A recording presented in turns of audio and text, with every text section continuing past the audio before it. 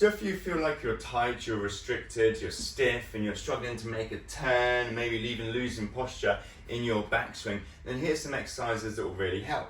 If you've been doing a lot of rotational exercises to help maybe with these things I've just mentioned, stop losing posture, getting a maybe bigger backswing, and they don't seem to be really helping, then there's also lateral flexion and extension that we need through the spine to help with this.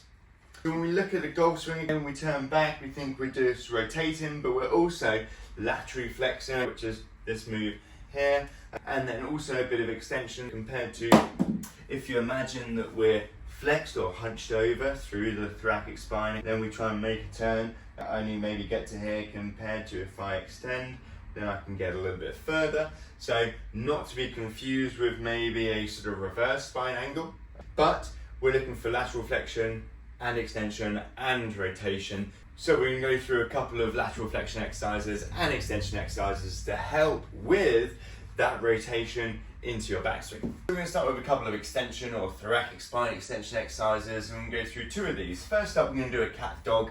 Okay, now this is flexion and extension, but otherwise many might struggle with the extension part. What we're going to do is go hands below shoulders, knees below hips.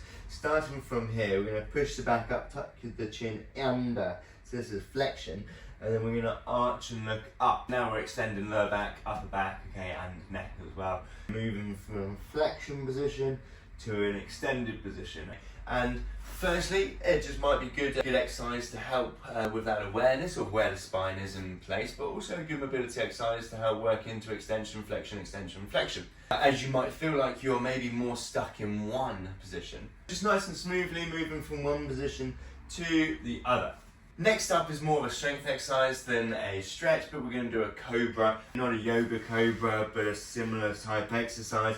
This time we're going to be laying on our front with our hands by the sides. We're going to lift our chest up, pinching the shoulders back. So this is a strengthening exercise for the upper back as well to help pull us into this extended posture by strengthening the upper back muscles. It's going to look something like this. So popping onto your front, hands by the side of your head, then you lift your chest up and arms up, pinching the shoulders back together, little pause, back down, relax, and then repeat.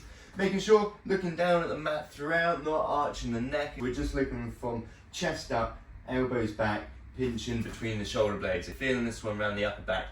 If you feel it a little bit around the lower back as well, as long as it's not too much. Squeeze the bum, this can sometimes, if you squeeze your glutes, can sometimes take the load off the lower back. But otherwise you might also only feel like you get up just a couple of inches. Absolutely fine to begin with. Just aiming to get good extension through the upper back as much as possible, whilst keep looking down at the mat.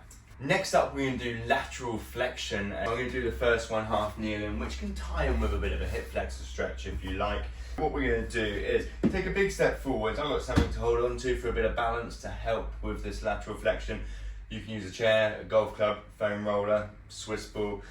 Big step forwards, and if you tie it in with a hip flexor stretching down the front of this hip, then what we're going to do is, if I'm stretching this right side, I'm going to have my right arm up over the top and then lean out to the side over the top. Feeling the stretch down the side here, maybe even up into the shoulder. This is where this comes in useful. Using this for a bit of assistance as we lean over the top, okay, making sure we're in a balanced position. Now this is a static stretch, so we're looking to hold it for about 30 seconds and then performing exactly the same on the other side. So reaching up over the top from here again, holding this position, mild discomfort, few deep breaths for about 30 seconds, 2 rounds on each side. So next up, we're going to do a dynamic stretch for lateral flexion. We're going to have our feet just wider than shoulder width. And we're going to move from one position to the other. So I'll do it slowly to begin with and then speed up. So usual time. What we're going to do is reach up over the top, okay? This arm is going down the leg and this arm's reaching up for the wall, stretching down the side here and then back and then straight into the other side, okay? I'm just moving from one side to the other. Now this one's nice controlled movement, okay, particularly if you are tight on this one, then take it easy, don't go too quickly. Just moving into and out of position, finding that mild discomfort, okay, somewhere down this side, and then coming back out and moving into the other side. With this one, we're looking for about 10 to 15 reps, again, 2 rounds, at least a few times a week. Next up, we're going to tie in a bit of lateral flexion and rotation. What we're going to do is start from sitting down, okay, Keeping the lower body still, we're going to pop the golf club onto our back, which is optional. Okay, we're going to turn to the side, laterally flex down so you can see the club pointing upwards, back, and then turn a little bit further. So to the other side is rotate, laterally flex, and then rotate a little bit further, trying to minimize the amount of movement from the legs. Turn, laterally flex, and then turn a little bit further. And just moving into and out of position for this one. Again, hopefully, as we do this, we can kind of move a little bit further as well.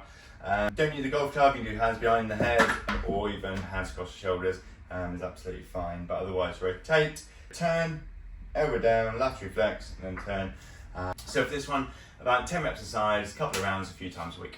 Kind of an extension with rotation, okay, we're going to do from hands and knees.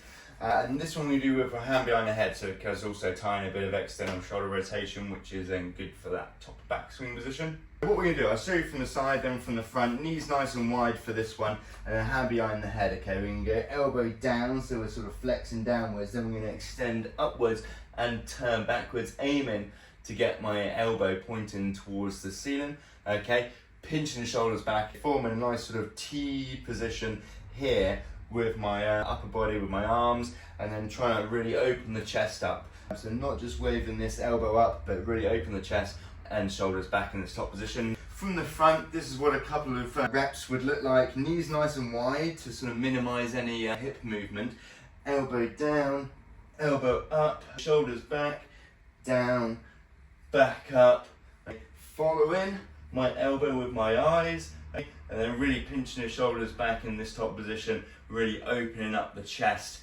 Chest up, elbow and shoulders back in that top position. Moving into an outer position, we're looking for about 10 to 15 reps on each side. Again, 2 rounds, a few times a week. There you go, guys.